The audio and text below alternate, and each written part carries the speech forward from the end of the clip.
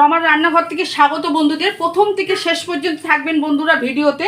আমি এখানে কড়াই বসিয়ে দিয়েছি। এখানে দেখুন ভেন্ডি চচ্চড়ি একদম সাদা মাটা করব। এখানে আমার আছে ঢ্যাঁড়স 500 গ্রাম আছে, একখানা আলু আছে পাতলা করে কাটা। এইখানে দেখুন মশলা আছে আমার, একটা পেঁয়াজ এরকমভাবে কাটা আছে পেস্ট হবে বলে, হলুদ আছে, লাল লঙ্কা গুঁড়ো আছে, চিল্লি পাউডার আছে। এখানে একটু পরিমাণ মতন মিষ্টি দেবো, ফোড়ন দেবো কালো জিরে, আর নুন দেবো পরিমাণ মতন। এখানে হলুদ সব কিছু মশলা দেওয়া আছে। আচ্ছা আমি এখানে দিয়ে দিচ্ছি এটা, তেলটা দিচ্ছি। এটা অল্প তেলে হবে রান্নাটা বন্ধুরা। তেলটা হয়ে গেছে, আমি এই আলুগুলো ভাজা বসিয়ে দিচ্ছি, ভেজে তুলে নেবো আলুগুলো।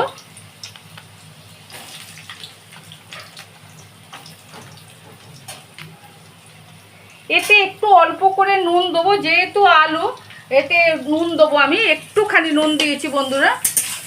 আচ্ছা এটা আলু ভাজাটা আমার হোক। আমি এখানে যে মশলাগুলো দেখিয়েছি এই মশলাগুলোটা এবার আমি পেস্ট করবো বন্ধুরা।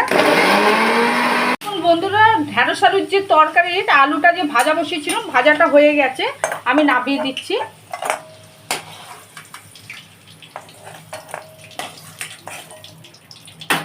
আচ্ছা এটার মধ্যে 1 চামচ কালো জিরে দিয়ে দিচ্ছি ফোড়ন।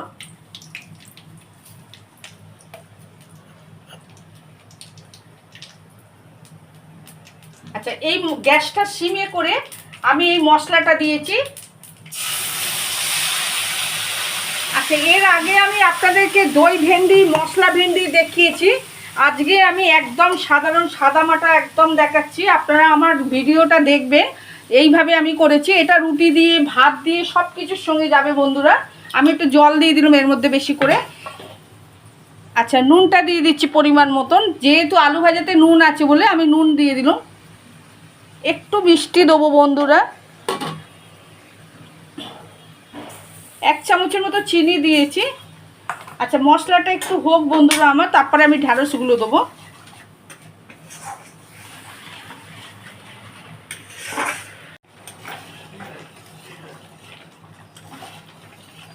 দেখুন বন্ধুরা এই মশলাটা আমি দিয়ে যে কষছিল এখনও কষা হয়নি। এই ঢ্যাঁড়সগুলো যে আছে ঢ্যাঁড়সগুলো এবার দিয়ে দিচ্ছি। এই ঢ্যাঁড়সগুলো দিয়ে আমি কষবো এবারে।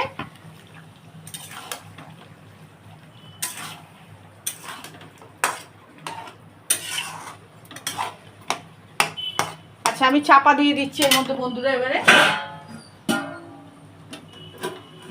ঢ্যাঁড়সটা মশলা দিয়ে কষা হয়ে গেছে, আমি ঢ্যাঁড়সটা আলাদা করে ভাজিনি, কাঁচা ঢ্যাঁড়সই তুলে দিয়েছি এর মধ্যে।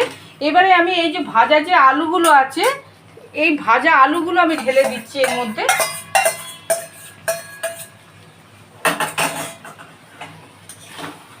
আচ্ছা এটা এবারে হতে থাক বন্ধুরা, আপনারা থাকুন আমার সঙ্গে। যদি রেসিপিটা ভালো যদি লাগে বেশি বেশি করে শেয়ার করবেন, লাইক করবেন, কমেন্ট করবেন, চ্যানেলটা সাবস্ক্রাইব করবেন বন্ধুরা।